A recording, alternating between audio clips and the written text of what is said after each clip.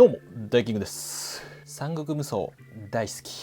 スイッチ2のね、詳細が出てきましたので、忍題見ましたけどね、任天堂ダイレクトっていうなんかライブ配信みたいなね、発表があったんですけども、詳細出てきたんでね、見ていきましょうか。はい、出ましたんで、4万、5万円ぐらいだけどね、国内版と。なんかいろいろね、面白い仕様とか、そういうことしてくんだみたいな。ちょっと見ていきましょうか、一緒にね。なんで、ぜひね、当たったら買うんで、気になる方ぜひね、今のうちにチャンネル登録してお待ちください。はい、ということで、あと高評価もお願いします。発売がですね、6月5日の木曜です。木曜なんだね。紹介映像っていうのがね、あるので、これぜひね、見てもらいたいんですけど、5分ぐらいの動画で分かりやすいめちゃくちゃ抽選方法なんですけども、抽選です。販売はされるんですけども、まず2通りあります。明日かな、4月4日発表らしいんですが、2月28日時点、もう終わってんだけど、任天堂スイッチソフトのプレイ時間が50時間以上、あとスイッチオンラインに累積1年以上の加入期間っていうのが条件になってます。これがまず1個目、最初の抽選。これまあのおそらく転売対策かなっていう感じで、でこの詳細は今3日なんですけど、撮ってるのが明日の午後以降にマイニンテンドーストア内でご案内予定というところでございます。はい。でそれ以外の方は対象だったら応募してもらった方がいいと思うんですけど、でそれ以外の方は4月24日以降ですね、木曜日以降準備が整い次第抽選の受付をするという感じになってます。はい。なので、一旦24まで普通の人は待って、スイッチ今やってるよみたいな方は、で、任天堂スイッチオンライン入ってる方は、大体満たしてると思うんでね、基本は。こちらで4日以降ですね、アナウンスがあると思うので、応募してみましょうっていう感じです。で、ちょっと内容をね、見ていくんですけども、はいっていう、本体がね変わっております。2になって全てが新しい、まず画面がね大きくなってますね。いろんなモード遊べるっていうのは同じかな。基本的にはやっぱスイッチの後継っていうやっぱ形みたいですね。ちょっと任天堂あれですね、学習しましたね見たい時一緒。ゲームチャットかな。これ後で話しますけど、新しくこの C ボタンっていうのが入ってまして、これがどうやらゲームチャットをするためのボタン、メニュー画面が出てくるみたいなんですけども、あとカメラがついてるんですよ。このカメラは別売りになるんですけど、カメラをつけることで、そのプレイしてる自分の顔とかを映せるっていうところですね。とかこういう感じで、あと磁石になりましたね、ジョイコンがね。この辺りを見ていこうか。はい。でまず大画面になりました。7.9 インチかな。だいぶね大きくなりましたよ。前のなんで iPad mini ぐらいあるんで、結構これはでかいと思いますよ。本体もね 500g ぐらいになってたんで、そのあたり大丈夫かなっていう気がするけど。でドックも新しくなってます。排熱機構とか入ってるね。でこれドックをつないだらこれ 4K 対応しましたなんでね。本体では、フル HD っていう画質ですね。YouTube とかと同じような、大画面で高精細になりましたと。で、あとこのスタンドはね、ほぼほぼ無段階かな。調整できるようになりました。いわゆるこのテレビモードじゃねえわ、デスクモードか。安定感のあるスタンドね。机の上とかで置いて、テーブルモードだ。はい。傾けてプレイすることができると。で、USB-C 端子が、これ、上にもつきました。なんでこれ充電しながら使ったりとかはできる。上側はただ、映像出力は対応してないとのことですね。はい、スイッチ2。あと本体面だとジョイコンがですね、磁石でくっつくようになりました。ジョイコン2。マグネットで本体にセットすることができます。なんか出てこないけど強力な磁石でくっつくと。で外す時だけ背面のボタンを押して外すっていう感じです。あとマウス操作っていうのができるようになりましたね。なんで机の上で動かすことでなんていうの、動きを認識するって感じですかね。ゲームでいろいろ使えるのかなと思いました。普通に Mac とかでも使えそうですけど、多分 Bluetooth でつなぐと思うんで、なんかいい感じな気がするけど。はい。で、さっき言った C ボタンがこの下にね、なんか変なボタンついてるなって言われてたんですけども、これがいわゆるそのゲームモード、ゲームチャットかな。チャットができるボタンらしい。ボイスチャット、ボイチャですよ。はい。なんでこんな感じでカメラ、自分の顔映って、映しつつみんなでワイワイしながら楽しめるっていうところかな。これが一番あれかもしれないね。面白い機能かなって思ったところ。ビデオチャット。で、カメラは別売りですけど、おそらく他のやつでもできそう。USB-C で接続なんで。で、ゲームチャットについては、どうやら、最初は無料なんだけども、スイッチオンラインが必要になるみたいですね。26年3月30日まで。はい。1年弱ぐらい。モードとかいいか。今まで通りですね。テレビモード、テーブルモード。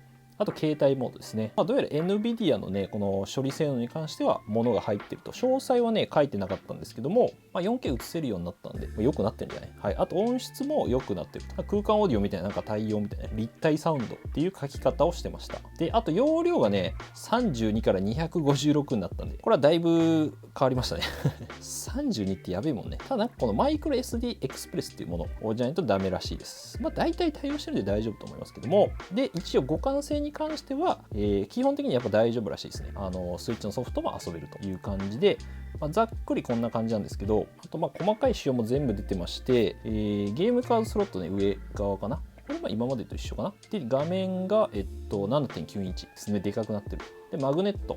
で、マグネットはジョイコン側じゃなくて、この本体側についてるらしいです。コネクター。で、マイクロ SD がこの下かな。で、スタンドになってますね。背面。で、上は、ヘッドホンマイク端子は、マイクがついたのね。で、USB-C がついて、あとは基本的には一緒だと思いますね。スピーカーは良くなってると思うけど。で、ドックが、丸みを帯びたデザインになってます。で、USB-C 端子。これおそらくタイプ A だと思うんですけど、で、ランプとか、上から差し込む形は同じですね。この辺も同じかな。LAN とか HDMI、AC アダプター。で、カバーついてて、ファンがね、入ってるんですよ。これが、詳しくみたいなところにね、なんか書いてあった、そういえば。で、ドックに入れると 4K 出力ができるようになります。最大 4K。こんな感じで、なんかね、放熱のファンが入ってるらしいんですよね。で、最大120かな。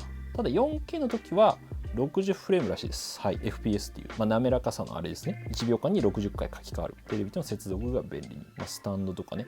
ここら辺結構詳しく書いてくれてます。マグネット。で、撮るときは、この後ろのトリガーを外すっていう仕様になってますので、簡単にこう撮れないっていうのがね、いいとこかなと。マウスとかね。はい。あと、スティックのこのボタンも LR かな。SR か。ボタンも大きくなっているところで、振動とかも良くなってるしね。かなりね、結構開発の秘話とか見てたけど面白いですね。で、この C ボタンかな。ゲームチャットの機能を呼び出すという感じで、あとは基本的にはね、同じかなっていうところ。ただ全体的にやっぱりね、大きくサイズがなってるので押しやすくなってるんじゃないかなと思います。ボタンとかもね、全部大きくなってるみたいなんですよね。はい。で、これ取り外しボタン。ZL、ZR とか同じかな。はい。で、側面でなんでこのマウスのためのセンサーがついてるのかな。ソールか、これは。これが、マウスセンサーはこれだ。はい。真ん中で、SL、SR ボタンが大きくなって押しやすくなりました。はい。これすごいちっちゃかったんでね。あとは大体一緒かな。ジョイコンのストラップとかは、ついてますし、従来通りプレイヤーランプとか、この辺りは一緒かなっていう感じで、主な機能ね、3つなんですけど、軽くさっき話した通り、ゲームチャットと、あとお裾分け通信、ゲームソフトを共有できるみたいな。あと、バーチャルゲームカードっていうのにね、変わるみたいです。ちょっと説明していきます。はい。で、今回やっぱ一番いいのはこのゲームチャットかなと思いました。痛い時一緒。ゲーム画面とか顔ですね、自分の顔とかをゲームプレイしながら共有できるっていう機能ですね。これちょっとね、紹介映像よかったら見てもらいたいんですけども、C ボタンでまずなんていうチャット画面みたいなのが出てきます。はい。で、面白いのがマイクがまず内蔵されてますね。はい。マイクが入ってる。で、これ結構こだわったみたいなんですけど、ゲーム画面が見えるっていう、自分のもの以外の他の人のゲーム画面もリアルタイムで見えるっていうのが、すごい面白いなと。意外とないよね、これね。自分で映すとか、他のアプリで今までやってたと思うんですけど、なんかディスコードとかね、これが内蔵されてるっていうのが、今回結構肝なんじゃないかなと思います。そう、顔が見えるビデオチャット。しかも顔だけにするとか人だけとかで、背景ね、こういうの選べるらしいんだよ。これ結構すごいけどね。カメラはで一応別売りにはなってるんだけど、おそらく、サードパーティー製ね、他のやつでも使えるんじゃないかなと思います。これはなんか使ってみてて何とも言えないけど、すごいよね。なんでゲームプレイで顔がさ、自分の表情が見えんだよね。相手の表情と。こういうことが、これ結構確かになんかオフラインとかの感覚に近くなってるんじゃないかなと思います。はい。で、一応このゲームチャット上でもお裾分け通信っていうのはできるみたいです。はい、これ後ほど説明します。ゲームを自分は持ってるけど友達は持ってないみたいな場合にどうすんのみたいな時あるじゃないですか。はい、お裾分けできると、フレンドだけとかね、そのあたりあるんですけども、ゲームチャットは結構面白い。で、そのお裾分け通信ね、2つ目。ただこれ対応ソフトに限られるっていうことで、今のところ発表されるソフトはそんなに多くないです。で、これ通信は2通りありまして、まずローカル通信っていう本体を、ほんと物理的にこう持ってて、そこで送るみたいなローカル通信ですね、に関してはお裾分けするのはスイッチ2側からしかできないという感じになってます。はい、受け取りは別にスイッチ初代でも大丈夫ですね、っていう場合と、あとパターン2は、インターネット経由で、ネット経由でこう送ると。なんでさっきみたいなゲームチャットをしつつ、ゲームチャットに参加している人にこうお裾分け通信するっていう感じです。はい、ただこっちに関してはもうスイッチ2のみの対応になるので、どっちにしろ、オフラインでゲームを一緒にするんだったらスイッチ2は必要になるのかなっていう感じにはなりますね。本体自体にやっぱ入ってるんで、そのあたりはあるかなっていう。で対応ソフトは、今のところ、マリオパーティージャンボリーとか、3D ワールドとかオデッセイとか、この辺りに限られてるのかなと思います。近くのさっきのローカルと、インターネットですね、ゲームチャットの対応非対応もあるので、その辺はちょっとゲームによるかなっていうところはあるけど、マリオカートとかはねできそうなんで、今月下旬かな、バーチャルゲームカードっていう、ダウンロードソフトねなんですけども、今までこうソフト、ダウンロード版と普通のソフトがあったと思うんですけども、そのソフトが基本的にはこのバーチャルで使えるようになるっていう感じになります。なんで購入したソフトがこう一覧に並んでて、で本体にセットするっていう項目があるんですよ。なんでこのバーチャル上でこうカセットを入れ替えるみたいな感じですね。4月下旬だって多分基本的にこれになるのかな。はい、でカセットもあるけど、でどうやらダウンロード版の方がちょっと安くなるかもしれない。なんか見た感じ、そりゃそうだよね、安い、そっちの方がいいと思うんだけど。はい、で同じ任天堂アカウントで2台の本体にログインしておけば、要するにどっちでも使えるっていうこと、セットした本体で、本当にだからカセットと同じ感覚ですよね。はい、ただバーチャル上なんで物理的にこのなんていうの入れなくていいっていう、いいポイントかなところですね。はい、ただ最初、ペアリングが必要らしいです。ローカルでなんでこれ転売じゃないけど違法ダウンロード対策みたいな感じだと思います。最初はローカルというか物理的にペアリングしたもんじゃないとダメ、ペアリングしたスイッチ同士じゃないとダメっていう感じですね。あと貸し出しもできます。ゲームの貸し出しみたいなのができます。自分のゲームを友達とシェアするみたいな感じですかね。ただ一つのアカウントで貸し出せるのは、1本までで期間は14日間、はい、で最大3人かな、最大3人に同時に貸し出せると。基本的に多分14日で自動的だったか忘れちゃったんですけど、確かそういう風な説明だった気がします。ただデータは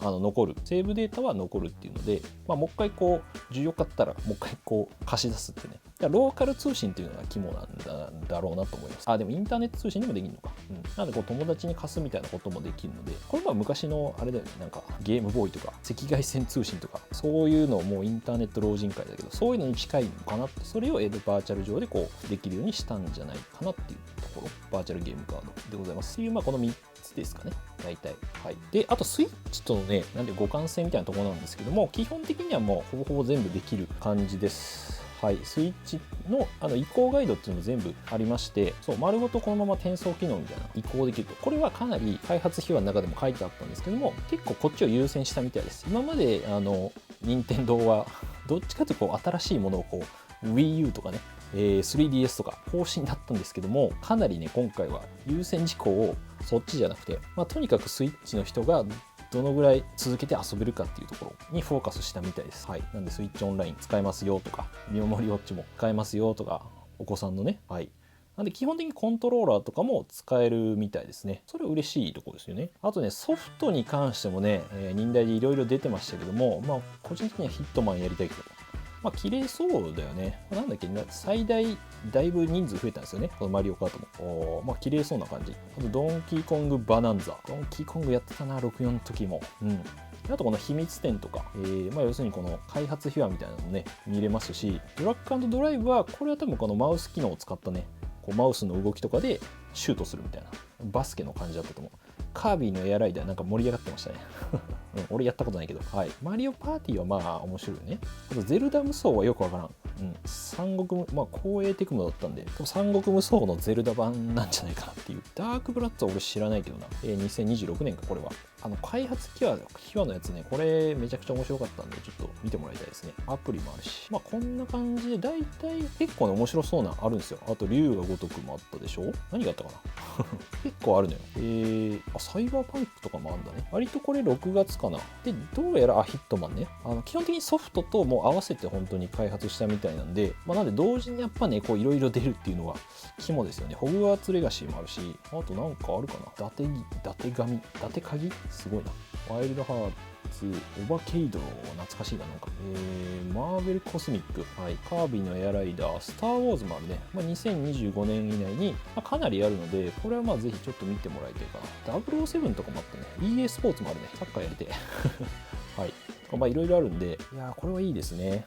あとね、周辺機器も発表されてまして、さっきみたいな、カメラとかプロコンとか、プロコンがね微妙に変わってまして、この後ろのボタンがZR なんだっけ、どこだっけ、あと振動も触覚フィードバックみたいなとか、グリップ感と、あとイヤホンジャックがねなんか確かついてました。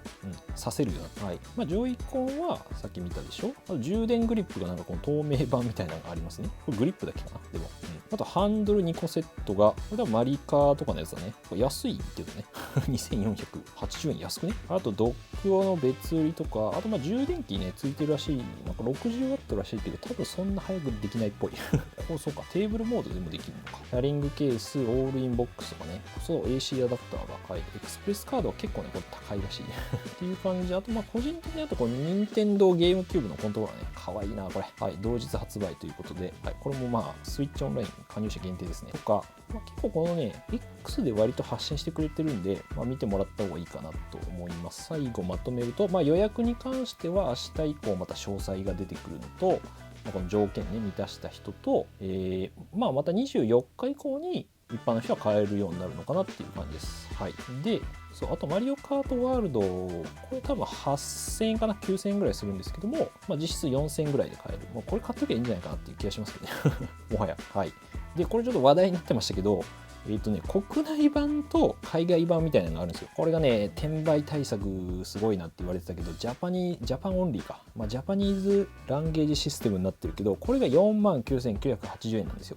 で、海外版は、この69,980円。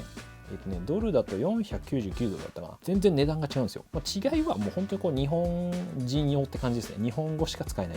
で、任天堂アカウントも日本に設定しないといけないという感じなんですけども、転売対策だと思います、完全に。なんでこの価格で日本だと買えるんで、日本で買って海外で売りさばくみたいなことがおそらく前回は横行して日本人買えないみたいな地獄だったんですけども、これすごいですね。かなり徹底してる。これがどうなるのか分かんないですけども、だいぶね、中国で転売ヤーとかをすごい警戒してるのかなっていう気がしますが、なんでマルチランゲージシステムを変えと、海外版は499ドルなんで、はい、っていうことなんで、これはちょっと面白いですね。はい、という感じでした。ということで、スイッチ2いかがだったでしょうか。結構いろんな情報がですね、X で発信されてるんで、ぜひね、動画もいっぱいあるんですよ。なので、ぜひね、チェックしてもらいたいなと思います。追加パックとか。はい、ということで、いかがだったでしょうか。ぜひね、気になることなどありましたら、気になることあったら、ぜひコメントとかで教えてください。僕はとりあえず買います。買えるか分かんないけど、無理に買えるかっていうあれでもないかもしんないけど、でもこの価格にしてくれたからこそにはちょっと買いたいですね。はい。ということで、また購入したりとか新しい情報あったら更新するんで、はい、普段はガジェットとか上げてるんでね、ぜひ気になる方は今のうちにチャンネル登録して、あと Apple Zen のレビュー動画とかもあるんで、ぜひチェックしてみてください。はい。ということで、また次回の動画でお会いしましょう。良い一日お過ごしください。じゃあまたね。いや、めっちゃ喋っちゃったよ。いや、頑張ってるね、かなり。頑張ってくる、任天堂。京都。てか、任天堂ショップ行きたい。京都。